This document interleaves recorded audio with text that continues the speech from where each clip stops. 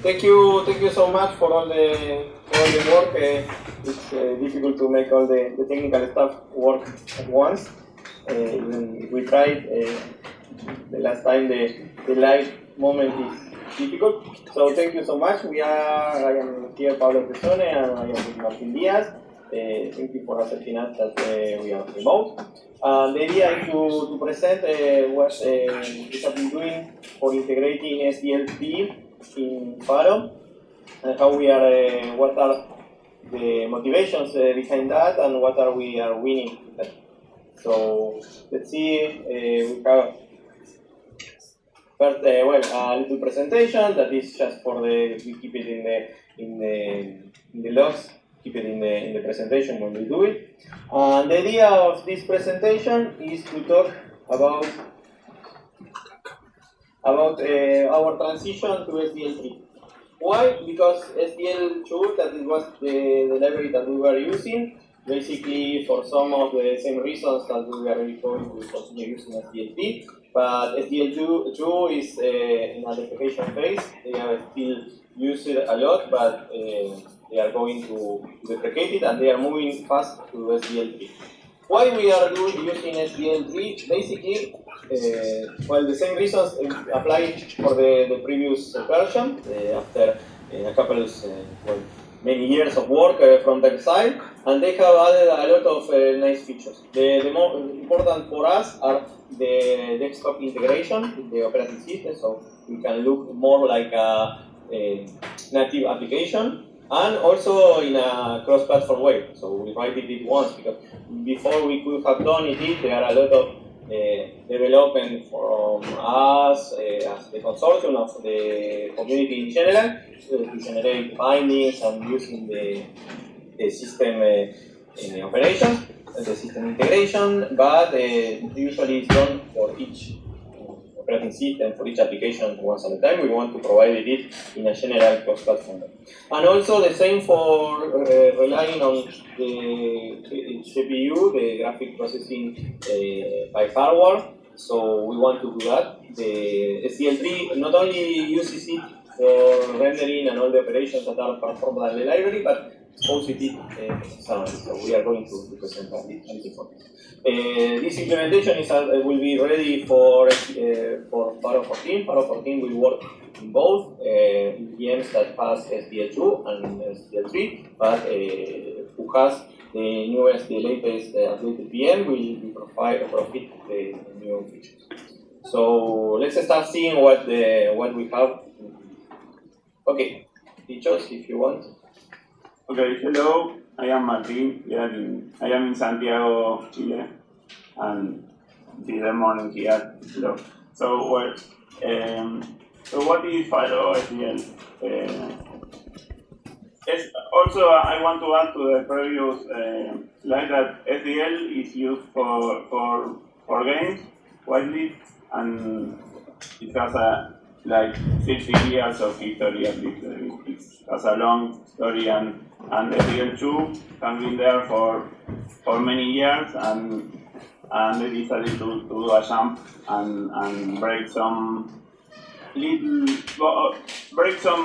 part of the API, but not really much. It's only a small part that changed, and almost everything is the same, with some changed names in the C functions and the structures, and they added more features. And I will continue now. What is PharoSDL? It's a complete set of bindings, FFI bindings for the library that was that has following the mirroring what is in the C level. There are two parts. There is a high level API to access more easily to render stuff for example, in the screen, or to get the events from the keyboard and the mouse. And then there is a more low level abstractions, abstraction for using the GPU, for example, the graphics pipeline that is in the computer in a more fine-grained level. And well, there is that, two parts of high level and low level. Also, we have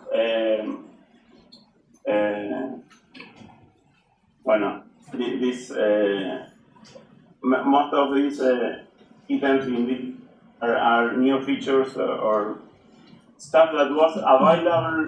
Some of them were available in SDL2, but they were not very exploited or exposed by the Pharo bindings. In this case, we have covered much more, and I will show you a demo that I recorded to make it focused on what. This is one of these features that is using the system tray menu. In this case, this is for Mac.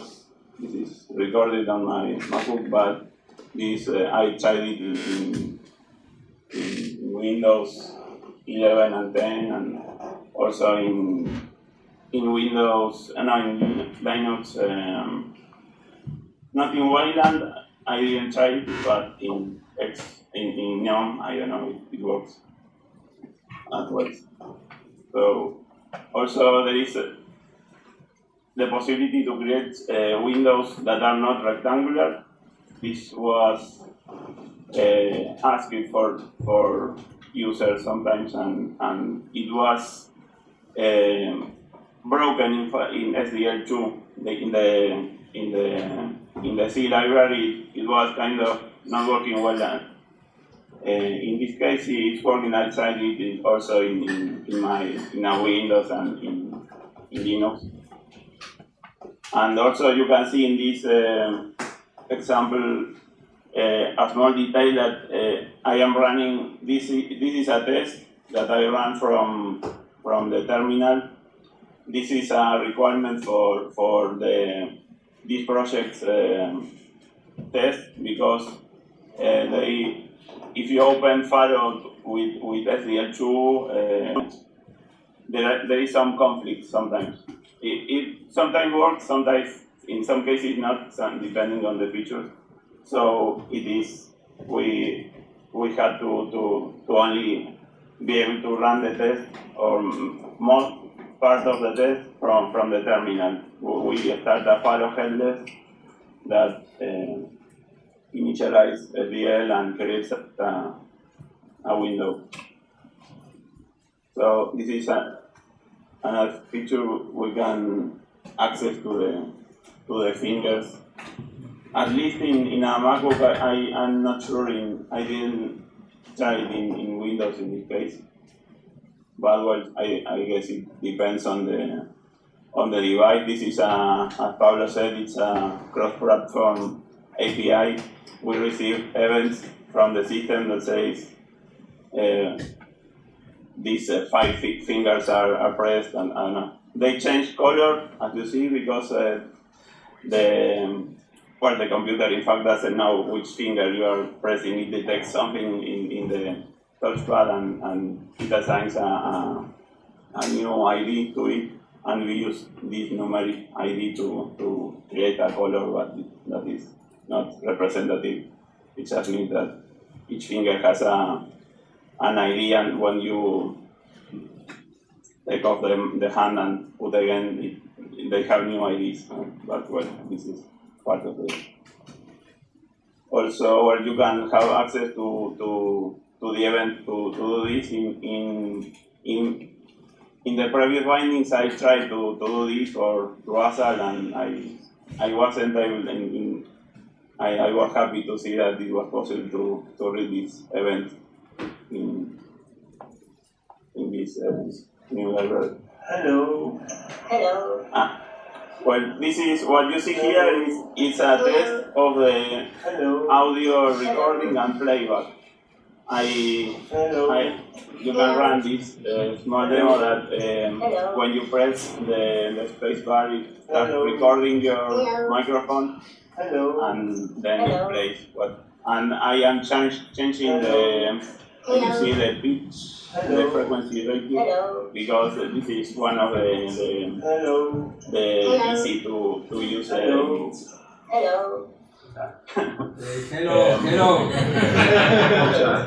It was a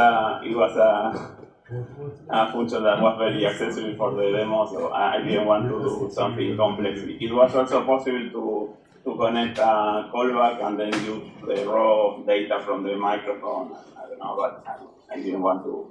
I didn't have time to enter into this. If you want, you are welcome. Well, here I see another new stuff that I think it can be cool for creating application that I will explain it because it is not very clear. You can, it is an image clipboard. You can receive any mime, I don't know how to pronounce, content from the clipboard. Before, as far as I know, we could only have text. Now you can receive the type. If you read that it is a PNG or a bitmap, you can read. In this case, in this demo, what I wanted to show is that I'm copying from Chrome the ISUC image, and then this is like an image viewer. It realizes that there is a new content in the clipboard, and then it shows it in the window.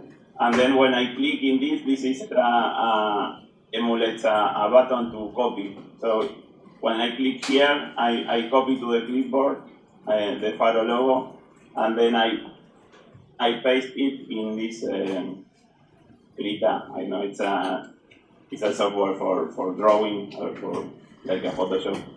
And so you can see that it works in both directions. You can copy and paste, and you can.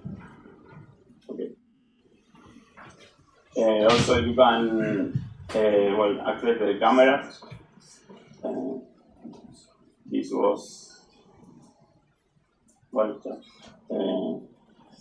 this is a migration of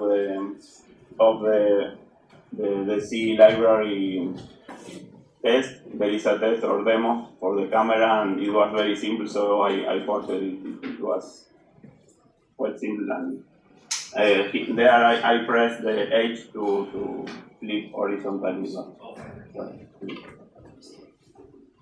But also you can access to the information about the connected displays or screens to the computer. In this case, I did my best effort in the video, but I am not. But you can see I have 3 monitors, the built-in and 2 external monitors, and this information you can have it from and in fact I added also the frontiers. This is a detail of the demo, and you can see like there is the red display, and here and the blue and the green, and on each screen this demo creates an overlay window that shows the frontier to the other screen. So here you can see in red the frontier to come back, or in green the frontier to come here. And it's just that we can create applications in Pharo that are aware of the displays and the positions, and that can be good. And this was ending this section of demos to tell you that we had to do a patch on the SDL library because there was a bug doing this. I had to record it to explain it faster, because you change from one screen to the other and have to you are copy pasting, for example, from one screen to the other. The paste was not received on this was fixed by Pablo for SDL2, and we ported this patch for SDL3. Pablo did a pull request to SDL2 that was finally never merged, but well, we have to try for SDL3 now to contribute to the project, because this is not a nasty patch, it's a good fix, I think, and we'll try to make it merge. So, well, so now we have not. We have to go a comment. For example, if you are very welcome, and I hope you can use of this binding to create applications. This is an example of how to what you would have to do if you want to learn is you should read C code, because you have to read an example in C to how to SDL3 does something. And for example, you will find a function like this, SDL create windows, that receives a title in C. And well, this has also a part of history, because we have to thank a lot the Pharo, the Esteban's C project that helped to do the initial creation of all the functions. What C did for SDL was we have many headers in the SDL3 library, and this creates efficiently. C creates very efficiently methods like this, that you see the second valid item. Like it will create a selector from the function, and then it will create the keywords from the arguments names in C, so you can understand what you have to pass to the window. In this case, I wanted to tell that for your information that I decided to ask. We don't use create. We use in Pharo. It's more idiomatic to use new. In my opinion, I did a read, for example, those names. So this is for you if you have to make a mapping of some function name. This is explained in the README of the project, and there are other rules also. We try to be consistent in these decisions to for example, and the lastly the last item, this shows that I added this is like a kind of forwarder to this. This exists in the project. An object that has 1,000 methods, and you can call the C functions. But then it was more like object-oriented, in my opinion, to have. You have also this class, this window class created by C, but it doesn't have this method. I prefer to talk like before. To me, it was more natural if you have to create a window to send a class message to the class.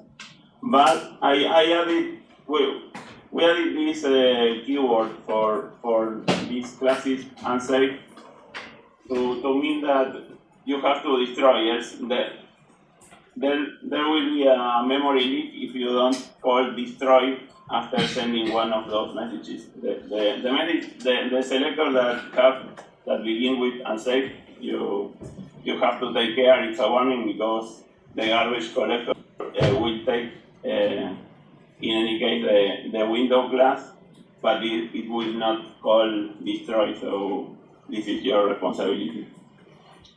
And I will continue. Now, I don't know, we have to see time. Can I show more demos and take a bit of time of the next talk? So the next talk is also you. Yeah. So yes, Martin, I let you. Okay. Well, so sorry, Martin and Pablo. So now a few words of preview to show some extra demos of another part of SDL that is also accessible from the Pharo binding, and that they are cool and they open new possibilities to use the CPU. Sorry, Argentinians. In general, we have problems to pronounce the G. I would say CPU. So in the computer, in general, well, you have this. You have the CPU where Pharo runs, and then you have a GPU that, in general, we don't use it. As far as I know, I even see applications using only run is the running work, but in general, we live in the CPU, and we have to take care. It's a bit annoying when working in the CPU because we have several languages to send to create the shaders or the small programs that will run.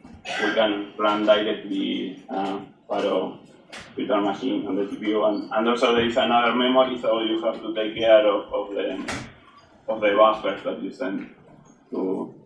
But if you do it well, and it opens a lot of possibilities. Like this is a small catalog or a demo of using. You have here two Pharo forms that we take the pixels and send them to the GPU, no? And then tell the GPU apply this shader,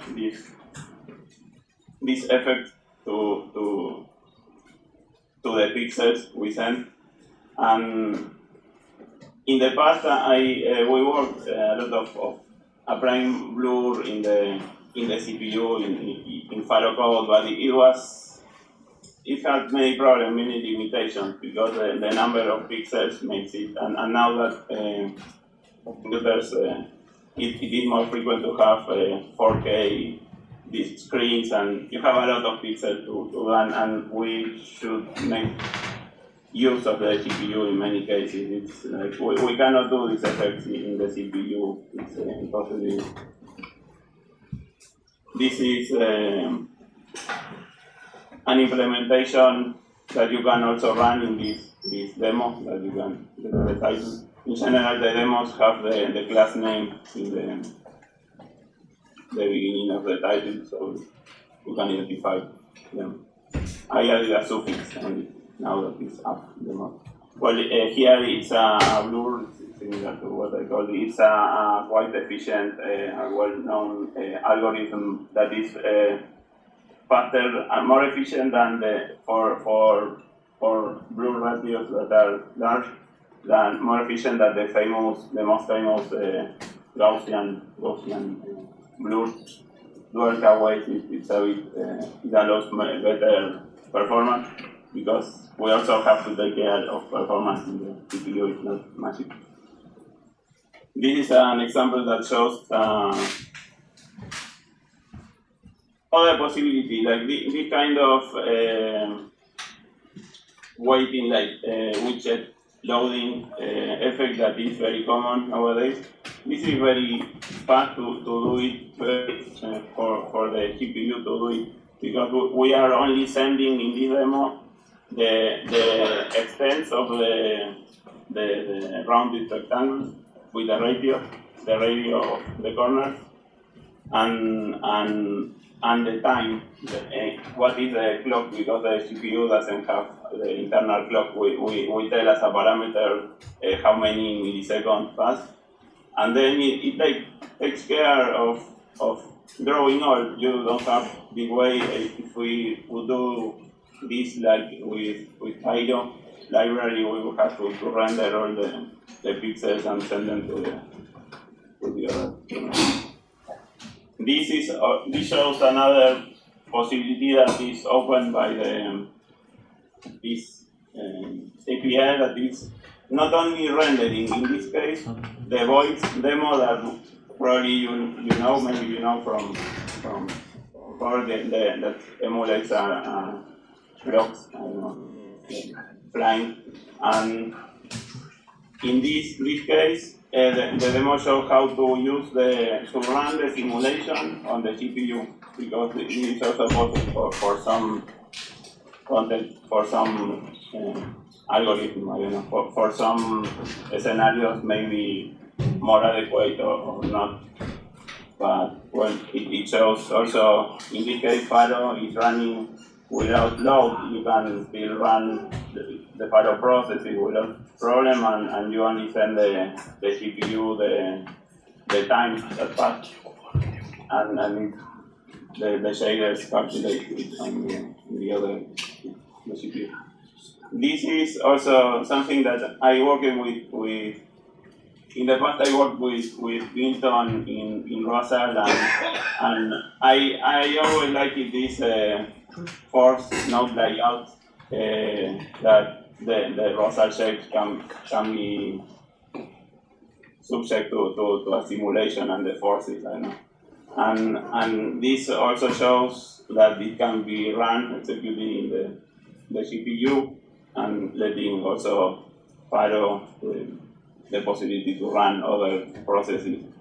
And this shows a small detail that this, in general, when for working with this, you send the buffer of the nodes with the colors.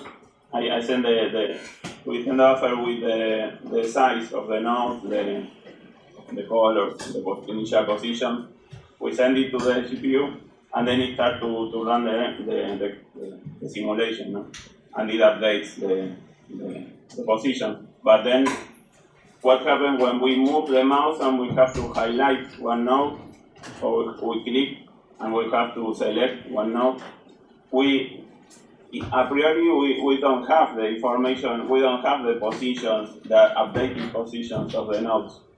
We have to do a download operation or command to get this information from the CPU, because else it lives only there, and well, it shows that it is possible from Pharo to do this.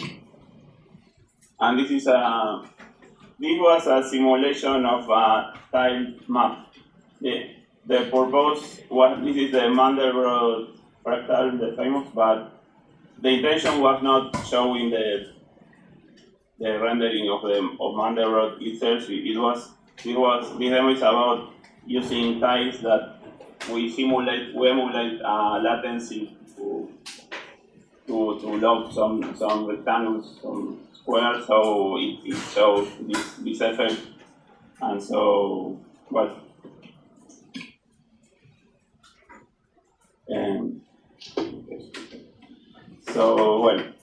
so how this was the previous diagram, but how Pharo connects with, how Pharo talks with.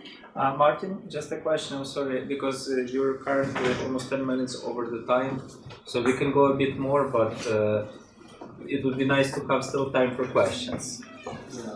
Taking for content, it took a lot of time to start.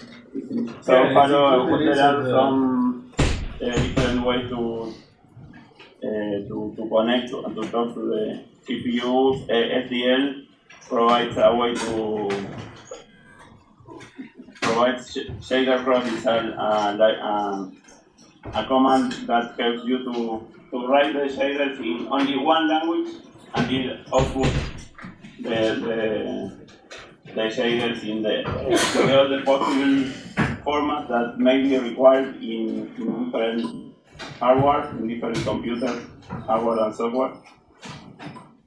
And to end, this is almost the last slide. This is an example of how we created a way to ship the shaders with Pharo. For now, this is a very common way to encode icons or fonts in the image, that is using the base 64 encoding.